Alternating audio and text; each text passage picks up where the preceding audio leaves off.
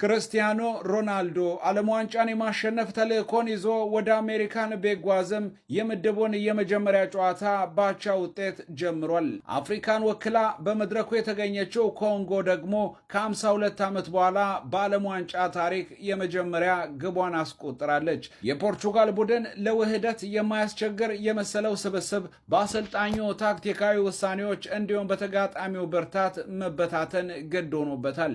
የዓለም ዋንጫ የመጀመሪያ ጨዋታውን ከኮንጎ ጋር ያከናወነችው ፖርቹጋል ጨዋታውን ተፈትና 1-1 አጠናቃለች። በዛሬው ጨዋታ ላይ ከግብ ጠባቂው ዲየጎ ኮስታ እስከ ክርስቲያኖ ሮናልዶ ድረስ የፖርቹጋል ብሔራዊ ቡድን ጠንካራ ስብስብ ነበር። የሊዮኔል ሜሲን ሃትሪክ ተከትሎ ምን ያደርግ ይሆን የሚል ጥበቃ የነበረበት ሮናልዶን የያዘው የአውሮፓ ሴሌሳኦ በመጀመሪያዎቹ ደቂቃ ላይ በዣኦ ኔቬስ አማካኝነት መሪ ቢሆንም ከኮንጎ ጠንካራ ፈተና ገጥሞታል። የሴባስቲያን ዴሰብሬ